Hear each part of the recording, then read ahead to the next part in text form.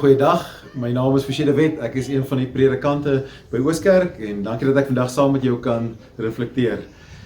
Terloops, ons kerkraad het besluit dat ons van eerskomende Sondag, die 14de Junie, klein aanbiddingsgeleenthede op Sondag by die kerk gaan aanbied. As jy meer wil weet, kyk gerus op ons webwerf of skakel die kerkkantoor. Ek is die afgelope ruk besig om een van Dr. Brené Brown se boeke te lees, Braving the Wilderness.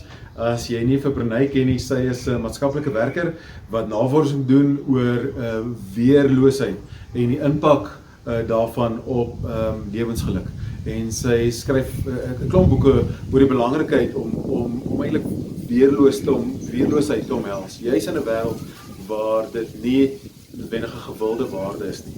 In Braving the Wilderness skryf sy dan oor eintlik die metafoor van die wildernis as 'n plek waar ons uitgelewer is aan 'n klomp elemente, maar terselfdertyd sou regtig lewendig voel. En in haar laaste hoofstuk van die boek skryf sy oor eintlik die paradoks, een van die paradokse wat ons help om in die wildernis te kan leef. En dan sê sy dat jy moet 'n strong back hê en 'n soft front, 'n ruggraat en 'n sagte gesig. Om met ruggraat te lewe is om beginselvas te leef. Dis om te weet wie jy is, waarvoor jy staan, wat reg en verkeerd is en om jou besluite en jou keuses op grond daarvan te maak, nie op wat mense dink of wat mense vir jou sê nie. Om met ruggraat te lewe is om beginselvas te lewe.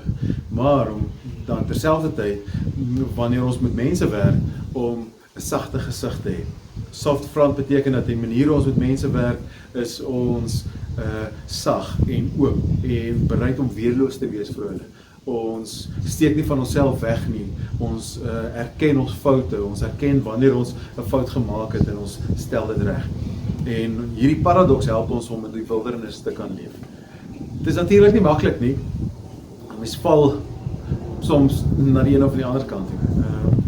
Jesus vertel in Lukas 18 die gelykenis van twee mense wat kom bid by die tempel, 'n fariseer en 'n tollenaar. En die fariseer kom dan in bid en sê: "O Here, baie dankie dat ek nie so sondig is soos hierdie mense om my nie. Ek vas 2 kere 'n dag en ek lewe so reg. Baie dankie." Iemand met 'n ruggraat, maar ook wat 'n harde gesig het. Daarteenoor is daar die tollenaar wat net sê: "Here, wees my arme tollenaar genadig."